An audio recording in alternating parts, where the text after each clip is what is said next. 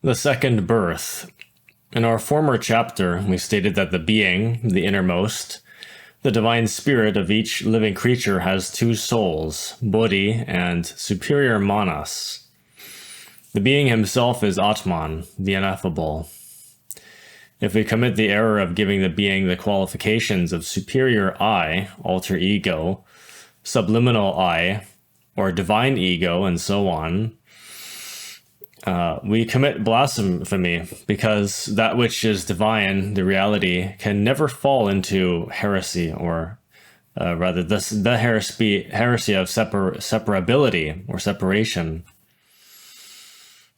Superior and inferior are two sections of the same thing. Superior I or inferior I are just different sides of the same pluralized ego. The being is the being, and the reason for the being to be is to be the same being. The being transcends the personality, the I, and individuality. Atman, the being, rends himself asunder into bodhi and manas. Atman, the being, rends himself asunder into bodhi and manas. Bodhi is our Valkyrie, our divine spouse, the Beatrice of Dante, the spiritual soul. Manas, the superior manas, mistakenly called causal ego in theosophy, is the human soul, the eternal spouse of Valkyrie. Bodhi and manas are indeed the two twin souls, the two fish of the zodiacal sign of Pisces within the profound waters of eternal mother space. The opposites, masculine and feminine, are conciliated with the monad in order to form the immortal triad, Atman, Bodhi, Manas. The immortal triad of any lunar creature is not incarnated. That triad lives freely within the Milky Way, yet it is connected to the physical body through the famous Antakarana, the thread of life, the silver cord. The wretched intellectual animal, mistakenly called the human being, only possesses a fraction of the human soul within their protoplasmic lunar bodies. Unfortunately, that fraction, buddhata, or essence, is bottled up within the pluralized I. Thus, as Atman rends himself asunder into the bodhi and the superior manas, likewise, the superior manas rends himself asunder into the buddhata, into the essence, or tathagata in Tibetan. Indeed, the wretched intellectual animal could not incarnate himself within himself, his immortal triad, because he only possesses internal protoplasmic lunar bodies. Obviously, in his condition, he will not resist the tremendous electro-spiritual voltage of Atman, Bodhi, Manas, and would die without the solar bodies. Whosoever wants to incarnate him in himself or herself, within themselves, the totality of their soul, their divine immortal triad, must first descend into the ninth sphere of sex in order to create the solar electronic bodies. Isabel lives within Atman.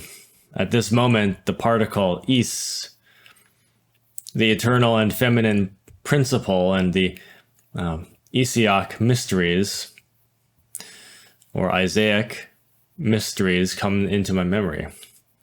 Abel is the human soul, the noble spouse of the eternal beloved feminine soul. In fact, to incarnate the divine immortal triad signifies the second birth, which means to come out of the ninth sphere. The child who is born comes out of the womb. Whosoever is born within the superior worlds comes out of the ninth sphere of sex. Whosoever reaches the second birth is admitted into the temple of the twice-born. Whosoever reaches the second birth has to renounce sex for all eternity. The sexual act is absolutely forbidden for the twice-born. Whosoever violates this law will lose their solar bodies and will fall into the valley of bitterness. Whosoever reaches the second birth, with Jesus taught to Nicodemus, enters in fact by their own right into the magis regnum Dei. Magis regnum, regnum Dei. No one can enter into the kingdom dressed in the rags of beggar clothing. Or the rags of a beggar, the lunar rags. I know the case of an adept lady who, in 10 years of intense work in the 9th sphere, built her wedding gown, meaning her solar bodies. Now, this adept lady is an inhabitant of the kingdom. She dwells among the Elohim. It is difficult to establish the precise amount of time for the second birth because this depends on the quality of work. Some people can attain the second birth in 15 or 20 years of intense work in the 9th sphere, and others can endure much more time. Remember, Gnostic brethren, that our motto is telema, willpower. Intimate self-realization is only for men and women with telema. Before any twice born, 2 paths are open, the path of the right and the path of the left. The path of the right is for those who work in the dissolution of the I. This is equally important. The solar bodies won't save you by themselves. I'm just adding that. The path of the left is for those who commit the error of not working with the dissolution of the I and still carry, as in the previous case on previous chapters, pride and other egos, defects. The twice born who do not reduce the lunar ego to cosmic dust convert themselves into an abortion of the cosmic mother. They become a marut, and there exist thousands of types of maruts. Certain Oriental sects and some Muslim tribes commit the lamentable error of rendering cult to all of those families of maruts. Every marut, every hasnamus, and it says here, if you want to know the plural, it's hasnamusen, have in fact 2 personalities, one white and another black, because their polarity is, their center of gravity is divided between the conscious mind and the infraconscious mind. So one solar and another lunar. The innermost, the being dressed with the solar electronic bodies, is the white personality of the Hastamus, and the pluralized I, the ego, dressed with the protoplasmic lunar bodies, is the Hastamus black personality. Therefore, these maruts have a double center of gravity. To comprehend each of our psychological defects in every and each of the 49 regions of the subconsciousness is vital. However, it is not enough for the elimination of all the submerged entities that personify our errors. The mind cannot radically change anything. The mind itself can have the luxury of hiding its own errors, justifying them, or to try to condemn them, or pass them from one department of the mind to another. Nonetheless, the mind is not capable of dissolving or eliminating them. Extra help is necessary, a special aid, someone who can take out, who can extract, who can remove these eyes, those submerged entities which personify our psychological errors and cast them into the infernal worlds. Fortunately, each one of us has a particular cosmic mother, a divine mother. She is the mathematical point of mother space. She is that mother point from where the being, Atman, emanated. She is in fact the very root of our monad, the particular mother of our monad. That mathematical point, that mater point, is in itself immeasurable. Its existence is more real than all that which is measurable. Measurability is, without a doubt, an extremely harsh indication of existence, because measurability is in itself an extremely conditioned concept. The monks of a Chinese Buddhist pagoda taught me a very special way of praying. It is an asana of sacred posture in order to pray to the intimate Buddha, and in fact, to the particular cosmic mother of the intimate Buddha. Indication. First, kneel down.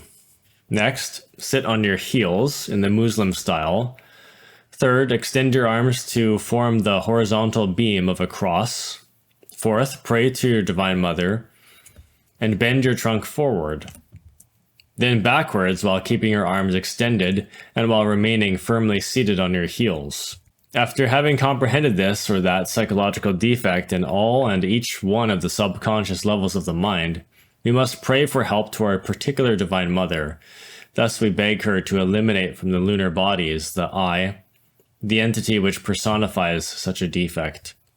To eliminate the demonic eyes which live within the lunar bodies without the help of our Divine Mother is impossible. Previous comprehension of any psychological defect is indispensable before your Divine Mother proceeds to eliminate the submerged entity which personifies it. When the pluralized I has been absolutely eliminated, we depart from the atomic infernos and enter into the purgatorial molecular region. We must fry or brown the seeds of the I within the purgatory, because if these seeds are not burned, they will germinate again. Remember that the pluralized I can also resuscitate like the phoenix bird from within its own ashes. The elimination of the protoplasmic lunar bodies is only possible when the pluralized I is dead and when the evil tendencies or seeds have been reduced by means of fire to cosmic dust. Render therefore unto Caesar the things which are Caesar's, and unto God the things that are God's. Matthew 22:21. The lunar bodies belong to nature. She lends them to us, and therefore we will have to return them to her. His point is, you don't want your consciousness trapped in the lunar bodies if you're returning your lunar bodies to nature, because they will take you with them. Those lunar bodies will take your consciousness with them, conditioned in the lunar bodies and the ego, and then you get processed that way. It's the painful way to liberation. It's not the path. That's the path of failure. So if you get rid of the ego, if you cleanse the ego, you also shed the lunar bodies.